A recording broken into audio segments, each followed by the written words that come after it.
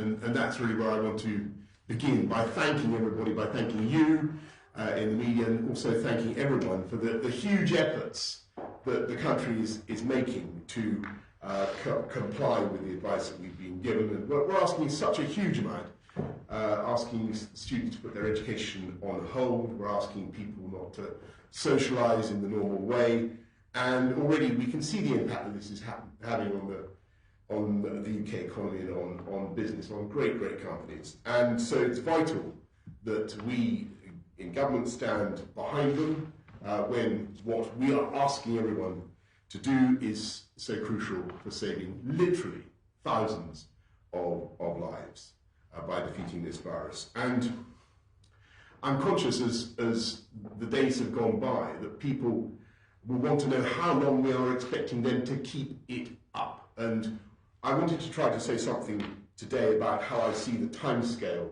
of this campaign and where we're going and what we need to do. And I do think, looking at it all, that we can turn the tide within the next 12 weeks, and I'm absolutely confident that we can send a coronavirus packing in this country, but only if we take the steps, we all take the steps that we have outlined, and that is vital because that is how we're going to reduce the peak.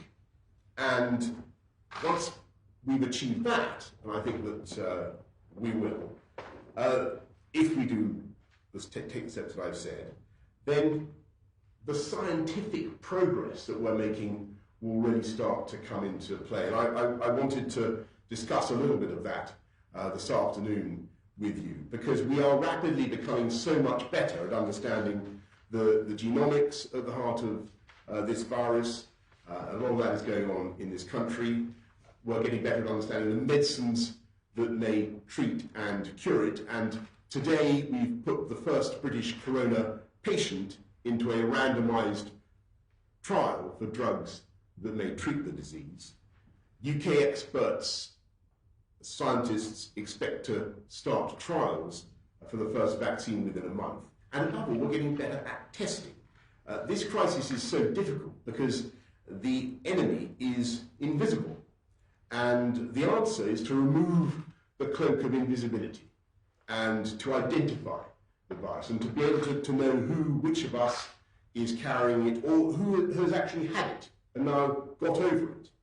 And to give you an idea of what is coming down the track, we're in negotiations today to buy a so-called antibody test, as simple as a pregnancy test, that can tell whether you have had the disease. And it's early days, but if it works as its proponents claim, then we will buy literally hundreds of thousands of these kits as soon as practicable, because obviously it has the potential to be a total game changer. Because once you know that you have had it, you know that you're likely to be less vulnerable, you're less likely to pass it on, and you can go back to work. And of course, by the same token, we're massively increasing the testing to see whether you have it now, and ramping up daily testing from 5,000 a day to 10,000 to 25,000, and then up to 250,000. And that knowledge of where the virus is will make a huge difference to our management of the disease and our ability to reduce disruption and economic difficulties. And I wanted to set that out because this is rapidly coming down the track, as I say, but it will take time to come on stream. And that is why, in the meantime, to get back to a theme that you know I'm going to repeat, it is absolutely vital that we follow the advice that we've been hearing over the last few days, the announcements that we've already made about staying at home if you have the symptoms, if your family has the symptoms, about avoiding unnecessary contact, avoiding gatherings where you may pick up the disease, pubs, bars, restaurants. Please follow all that advice scrupulously. Work from home if you possibly can. Wash your hands. And it's by this combination of ruthless, determined, collective action and scientific progress, that we're already seeing that we will succeed. And I know how difficult it may be, or it may seem right now, but if we do this together, we will save, as I say, many, many thousands of lives. And to everybody in the UK business world, everybody who is worried about their jobs, everybody who faces difficulties because of the advice that we are giving, I say to business, stand by your employees, stand by your workers, because we will stand by you. And you'll be hearing more about that in the course of the next day or so. And that is how, by a mixture of collective, determined collective action and scientific progress, I have absolutely no doubt that we will turn the tide of this disease and beat it together. Now, I'm going to ask, I don't know whether either of our two distinguished experts need to add anything to that. I don't think they do. Why don't we just go straight to questions? I don't propose to spend a very long time on this particular one, since we've had about 4 or 5 of these already in the last few days. And I don't want to weary you with these occasions. Do you feel they're useful? Yeah. Good. Okay. Well, that's possible. Let's go round to Nora first. Nora Kuhn, BBC. Thank you very much, Prime Minister. You told the country yesterday you wouldn't hesitate to take extra measures. People are worried about what that might mean. Yes. Can you tell people what might be next? Will you, within days, seek to shut pubs, cafes, clubs? And a lot of people have contacted us today to say the measures set out for businesses to apply to loans is simply not quick enough for them to be able to keep their staff on. We've had a lot of messages from people who are running businesses who are deeply worried. Is it good enough to say to business, you can apply for a loan, when many of them face immediate decisions that might mean they have to cut staff? Yeah. Well, first of all, on decisions about pubs, bars, restaurants, and so on, as I said, we're guided very much by the science and whether we think that the advice that we've given is working. So as long as we think that people are actually staying away from places where they may transmit or pick up the disease in the way that we've recommended, we've recommended they should avoid those places, if we feel that is working, then we just want to say thank you to everybody for their extraordinary efforts and encourage everybody to do likewise. If we feel that it isn't working, as I said yesterday, we need to bring forward tougher measures, then of course nothing is ruled out. But I want to thank everybody for what they're doing. I know it's tough, I know it's difficult, but we've just got to do it together. And please, please, please follow the advice.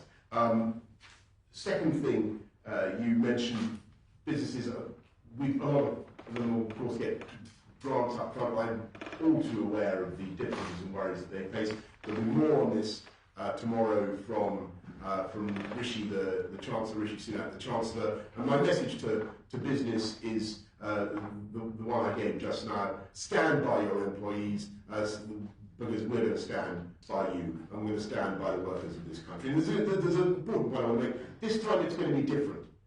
As we come through this difficult economic phase, you remember what happened in 2008, everybody said we bailed out the banks and we didn't look after the people who really suffered. This time we're going to make sure that we look after the people who really suffer from the economic consequences of what we're asking them to do. And we'll be directing our support to them first, looking after the people first. Beth. Thank you. Prime Minister, just a couple of questions. Over the half of the 29 deaths today are in London. So PM, I have to ask you on behalf of Londoners, do you not think it is now right to move to a more substantial lockdown of the capital like they have done in Italy and Spain and France, where you can't leave your house unless you're a key worker or you're going to the shops for food or medicine? Are you not doing that yet because you don't know how to enforce it or you can't enforce it, or rather you'll do it but the time isn't quite right? And just secondly, a bit of hope there. You're suggesting to the public that if they follow the rules, that you can turn the tide on this disease. Are you telling people that by the summer they just might be able to go back to normal life, be able to go on their summer holidays? Thank you. Yeah, thanks, Beth. Well, look, a crucial thing there. I want to stress that we do want to see people following the advice that we've given in the capital, which is, after, as you rightly say, the place where the disease seems to have been making the fastest progress, and it's vital that people follow that advice. And you know, there's huge evidence that they are in the takings in the retail sector, the hospitality sector, TfL in inner London down about 80%, in outer London down about 60%. But some evidence that in some parts of the capital it's very patchy, and some areas where people aren't perhaps following it in quite the way that we need them to do. So, you know, that is why, to get back to the answer that I gave to Laura, we may have to consider going further. But I want to stress that, you know, there is no prospect of us wanting to stop public transport in London, or stop the tube or the buses. We're not going to be telling people that under no circumstances, if they really need to go to work, can they go to work. I hope people understand that. There's been some, you know, I'm sure through no fault of the media, but there's been a bit of misunderstanding floating around about that. We're going to want people to avoid gatherings where they can transmit the disease. We're absolutely emphatic about that. And if it becomes necessary to do more to ensure that, then we certainly will do so. On your second question, which was really about the timing, I'm very confident we'll get this thing done. I'm very confident that we'll beat the coronavirus. I think we can turn the tide within the next 12 weeks, but it depends on collective, resolute action. And I think the encouraging thing is that the more disciplined we can all be in doing that, the greater the chances that the scientific community will be able soon to come up, as I say, with fantastic results on testing, to say nothing of other medical treatments. Robert Peston. Hello. Robert Peston, TV. If I could ask a couple of questions to Chris Whitty. There's quite a lot of concern within the NHS about capacity running short in London hospitals. Could you tell us a bit about how you see the capacity issue in London? Secondly, as you'll also be aware, there is a lot of concern among medical staff that they're not getting the protective equipment, which is apparently in the system, it's just not in the right places. How quickly will you be able to get it to the right places?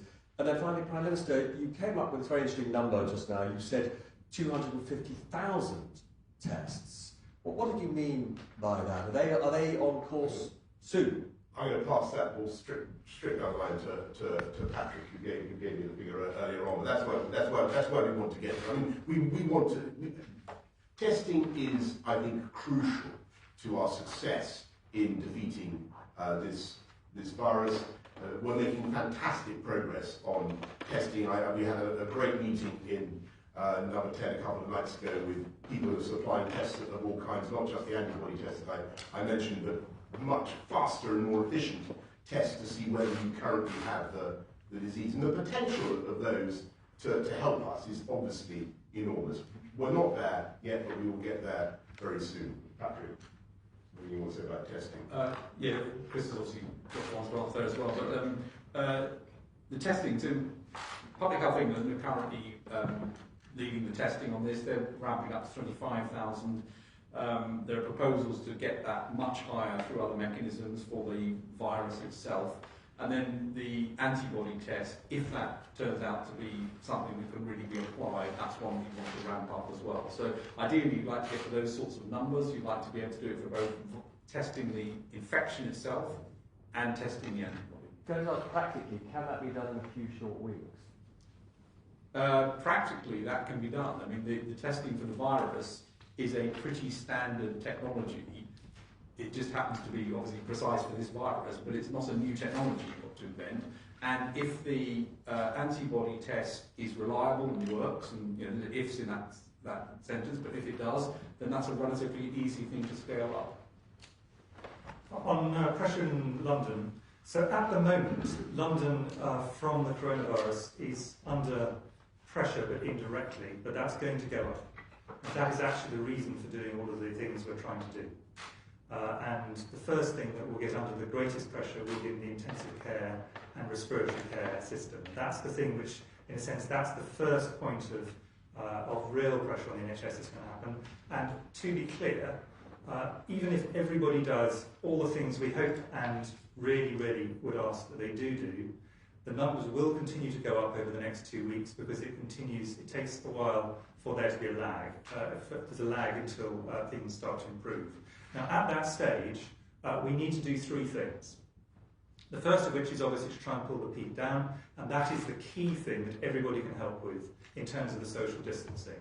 And let me be very straightforward. If the numbers are high enough, if a high enough proportion of people choose to and do go in for serious social distancing, and there's a lot of evidence a huge proportion of people are, we don't know yet whether it's enough, that will pull the peak down. If they do not, then that is going to be a problem. This is the national effort bit. The second thing we have to do, and this is an NHS issue, is to increase the number of beds which are capable of taking respiratory patients, because that's the big bottleneck for this particular infection.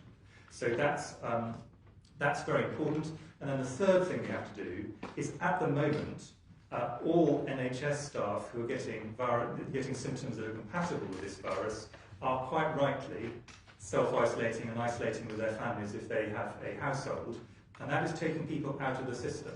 And the key thing we need to do is get the testing out. First priority was ITU, second priority all the people who got symptoms, but the next priority for us is to get the NHS workers so we can test them quickly, and then if they've got it, fine, they continue, but they know they've had it once. If they've not got it, then they can come back to work, or if the reason they've stayed at home is because someone else in their family has got the symptoms, we will test them and see if they've got it. On PPE, there's a local and a global issue on this.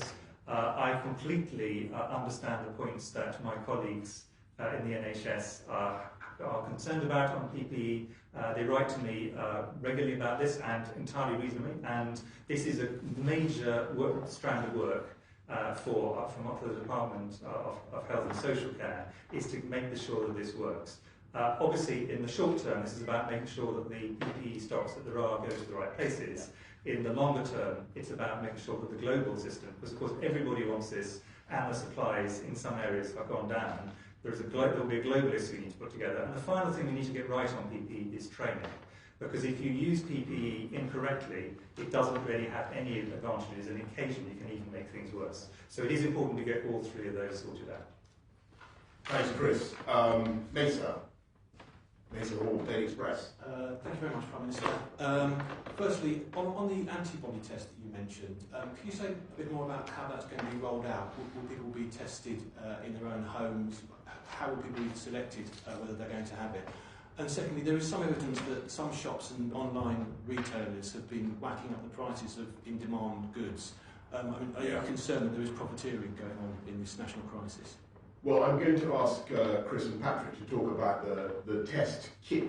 Though, as I understand it, it's like a pregnancy test. I think blood is required rather than urine.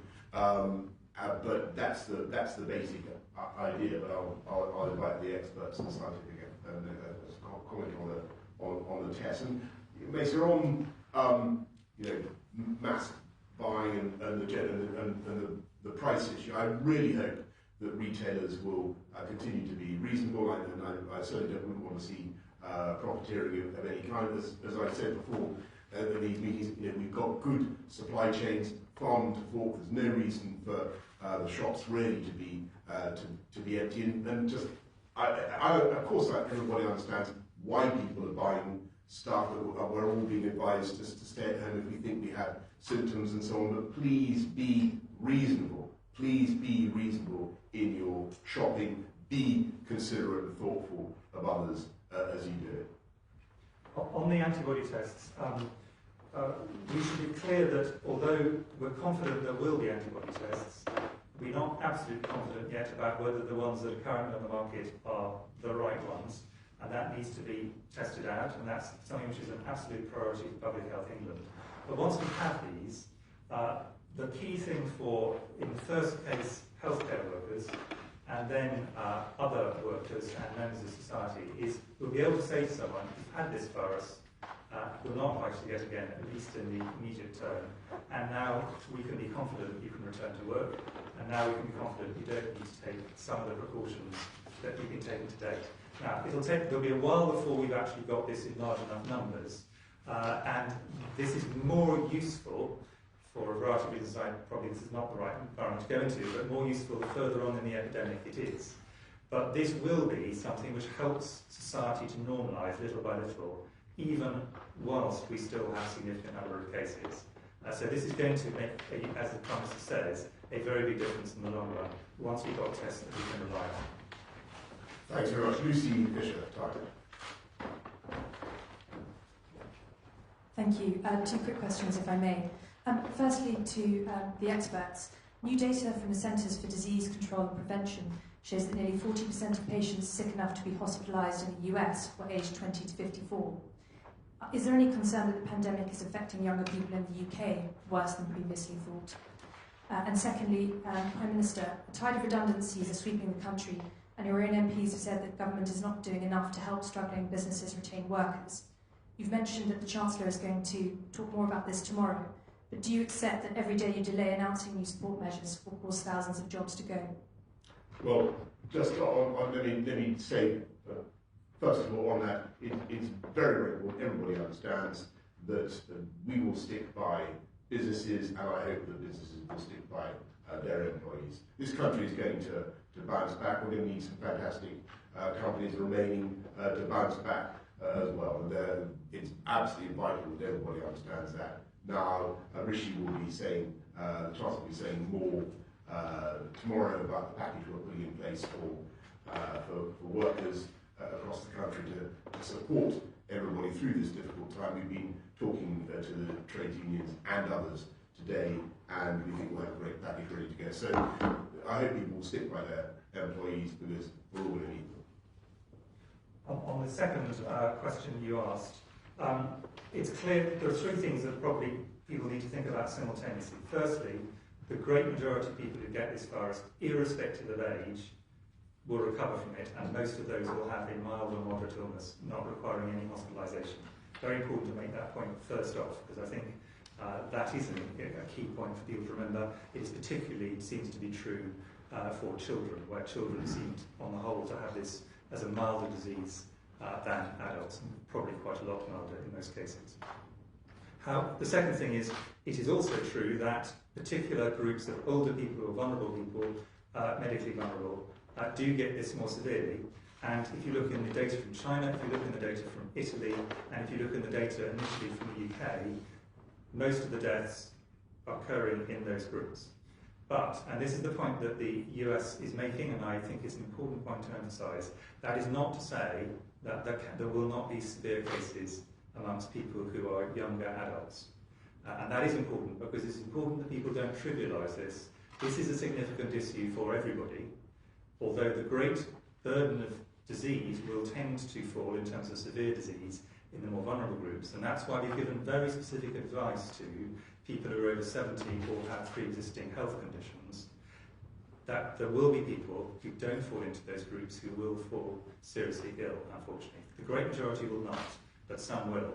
And so we do ask people, take this seriously for yourself, as well as taking it seriously for all of society, and as a way of taking pressure off the NHS.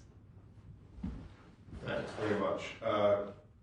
Gordon Renner, turn it up. Last question, I'm afraid, everybody. Thank you, Prime Minister. Just to pick up on what Beth asked earlier, you've quoted this figure of 12 weeks to turn the tide, which is the first time you've said that. You haven't really defined for us what turning the tide means, but I don't know whether perhaps Chris or Sir Patrick might be able to explain what that would look like. Does that mean that we will be well over this and we'll be returning to our normal lives, or does that mean that we will have just hit the peak and we'll be starting to go back down the other side? What does that actually mean? Well, what I want us to do is to get on top of it. And at the moment, the disease is proceeding in a way that does not seem yet to be responding to our interventions. And I believe that a combination of the measures that we're asking the public to take and better testing, scientific progress will enable us to get on top of it within the next 12 weeks and turn the tide. Now, I cannot stand here and tell you that we will, by the end of June, that we will be on the downward slope. It's possible, but I simply can't say that that's for certain. Of course not. We don't know where we are, and we don't know how long this thing will go on for. But what I can say is that this is going to be finite. We will turn the tide, and I can see how to do it within the next 12 weeks. Anyone want to comment on Patrick? Well, I think we're absolutely at the beginning of this, where the measures that are in place should start having an impact on the rate of growth of the epidemic, and those are significant measures, as we all know, and they're expected to then delay and break transmission chains. So you would expect the epidemic to come down, and the sooner we get that down, the more then we can move into phases as well, where we can test and trace and make sure that we keep on top of this. And there's a start of clinical trials, first patient enrolled today. There's the start of vaccine trials in mid-April expected. These are things which altogether start to tell us that we've moved from a phase of it's growing and we need to take these measures to try and stop it growing, to ones where we're saying put a lid on it and begin to start looking at what we do beyond that in order to get into the right position. And so I think that's where we need to get to, and that's the time scale over which we need to really push to make sure that we get there.